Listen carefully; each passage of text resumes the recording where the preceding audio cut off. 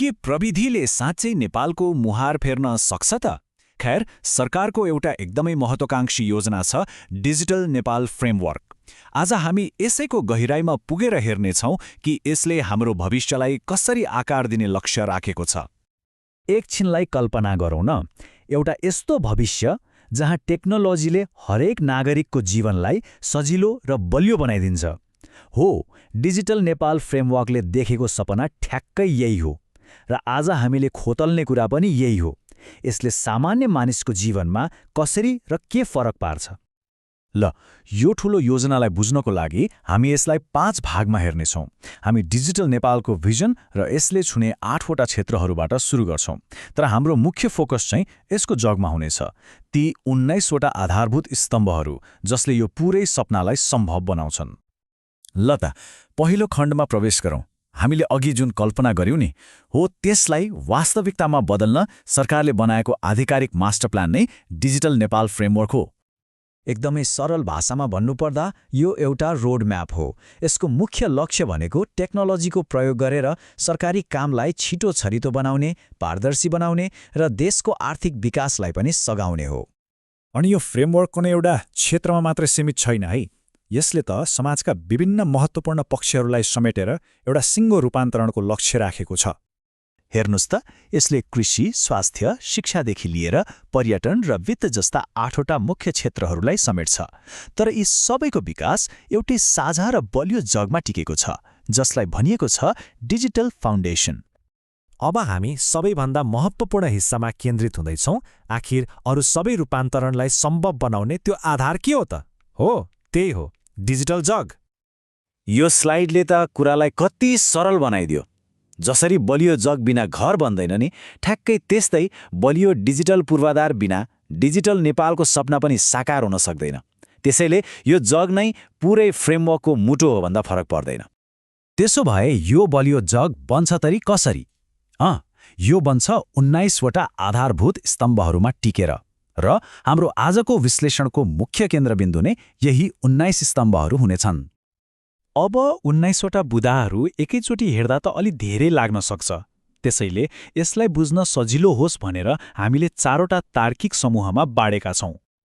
ल, पहिलो समूह छ कनेक्टिभिटी। यसको मुख्य उद्देश्य भनेको देशको कुना काप्चामा छिटो र भरपर्दो इन्टरनेट पुर्याउनु हो। मतलब इन्टरनेटलाई बिजुली र पानी जस्तै अत्यावश्यक सेवा बनाउने, 5G ल्याउने अनि सार्वजनिक ठाउँहरूमा वाइफाईको पहुँच बढाउने। छोटकरीमा भन्दा डिजिटल सञ्चारमा जोडिन कोही पनि नछुटोस् भन्ने नै हो। दोस्रो समूह सरकारी सेवालाई आधुनिक र नागरिक मैत्री बनाउनेमा केन्द्रित छ। सोच्नुस् त, सबै सरकारी सेवा एउटै मोबाइल एपबाट। अनि यो गभर्मेन्ट एन्टरप्राइज आर्किटेक्चर सुन्दा अलि जटिल लाग्ला, तर यो भनेको सबै सरकारी कम्प्युटर सिस्टमलाई एउटै भाषा बोल्न सिकाउने जस्तै हो, ताकि एउटा अफिसको जानकारी अर्कोले तुरन्तै पाउन सकोस्। यसले सरकारी कामलाई छिटो र पारदर्शी बनाउँछ। हो, र यो स्लाइडले कागजरहित सरकारको असरलाई छर्लङ्ग पार्छ। सोच्नुस् त, घण्टौं लाइन बस्नुपर्ने काम घरमै बसेर केही मिनेटमा हुँदा कति समय र पैसाको बचत होला। तेस्रो र सायद सबैभन्दा महत्त्वपूर्ण समूह हो सुरक्षा। डिजिटल हुँदै गर्दा हाम्रो डेटा सुरक्षित राख्नु सबैभन्दा ठूलो चुनौती हो। त्यसैले साइबर हमलाबाट बचाउन राष्ट्रिय साइबर सुरक्षा केन्द्र, नेपालीहरूको डेटा नेपालमै सुरक्षित राख्न डेटा सेन्टरहरू र हरेक नागरिकको एउटा भरपर्दो डिजिटल पहिचान बनाउने कुरामा जोड दिएको छ। अब यो स्लाइडमा एउटा साँच्चै चाखलाग्दो कुरा छ। यो एउटै एकीकृत बायोमेट्रिक परिचय पत्रले नागरिकता, लाइसेन्स अनि अरू दर्जनौं सरकारी कार्ड बोक्नुपर्ने झन्झट हटाउन सक्छ। यसले सेवा लिन एकदमै सजिलो बनाउँछ र ठगीलाई पनि रोक्छ। यो त साँच्चै एउटा गेम चेन्जर हुन सक्छ। र अन्तिम समूह यो भविष्यको तयारीमा केन्द्रित छ। डिजिटल पूर्वाधार बनाएर मात्र त भएन, त्यसलाई चलाउने दक्ष मान्छे र नयाँ प्रविधि विकास गर्ने वातावरण पनि त चाहियो। आईटी पार्कले नयाँ कम्पनी र रोजगारी सृजना गर्छ भने डिजिटल सिप तालिमले भविष्यको लागि सक्षम जनशक्ति तयार पार्छ। हामीले यति धेरै प्राविधिक कुराहरू त गर्यौं, तर आखिरमा यी सबैको मतलब के हो त? यसले हाम्रो दैनिक जीवनमा के नै फरक पार्छ र? हो, सबैभन्दा महत्त्वपूर्ण कुरा यही हो।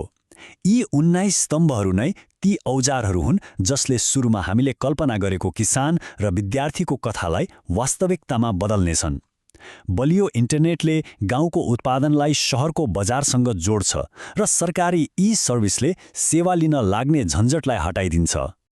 यो फ्रेमवर्क आफैमा एउटा उत्कृष्ट खाका हो, तर योजना बन्नु एउटा कुरा हो र त्यसलाई सफलतापूर्वक लागू गर्नु अर्कै।